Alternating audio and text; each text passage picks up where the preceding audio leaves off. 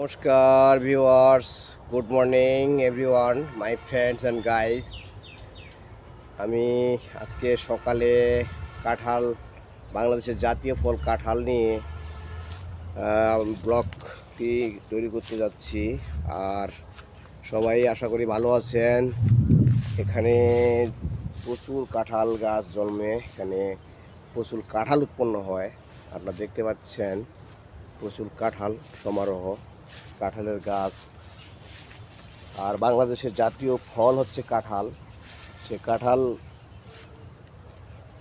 খায় নাই এমন কোনো মানুষ নেই যে কাঁঠালের স্বাদ গুণাগুণ। এখানে বাংলাদেশে প্রধানত দুই ধরনের কাঁঠাল আমরা পাই। একটা কাঁঠালটা পেকে গেলে শক্ত শক্ত, আর একটা নরম।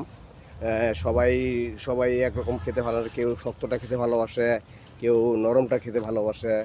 তো গাইস, আমি আজকে কাঁঠাল নিয়ে আপনাদের সাথে শেয়ার করতে যাচ্ছি। এখানে দেখুন প্রচুর কাঁঠাল গাছ, প্রচুর কাঁঠাল গাছ উৎপন্ন, প্রচুর কাঁঠাল গাছ জন্মেছে এবং প্রচুর ফলও এসেছে কাঁঠালের। এই ভরা মৌসুমে, কাঁঠালের মৌসুমে অনেক কাঁঠাল জল। তো গাইস, আমি চলে এসেছি কাঁঠালের সেই আড়তে চলে এসেছি, মনে করেন কাঁঠাল আড়ত। এখানে যে গাছগুলো আছে, একটা ইজরাদার একটা ডাক আসে সরকারিভাবে। এখানে বাংলাদেশ তুলা গবেষণায় যে কাঁঠাল গাছগুলো আছে, এখানে একটা ডাক হয়, মানে অর্থাৎ একটা সব কাঁঠাল গাছগুলো একটা ডাক হয়ে যায়, এবং ডাকে যে ডাক কিনে নিতে পারে তারই কাঁঠালগুলো হয়ে যায়, এবং সে আস্তে আস্তে এই কাঁঠালগুলো এখান থেকে বাংলাদেশের বিভিন্ন প্রান্তে নিয়ে যায়। যেমন আমি কিছুক্ষণ আগে কথা বলছিলাম যে কাঁঠালগুলো আপনারা কোথায় নিয়ে যান। তো ওনারা বলেছে আমাকে যে কাঁঠালগুলো নোয়াখালী, বরিশাল, পাবনা, সিলেট, এই সব সমস্ত জায়গায় ওরা ট্রাকে করে এই কাঁঠালগুলো নিয়ে যায়, এবং এখানকার থেকে ওরা হয়তো একটু লাভ কিছুটা বেশি পায়। তো এখানে দেখেন বিভিন্ন প্রকার কাঁঠাল, আপনি প্রচুর কাঁঠাল।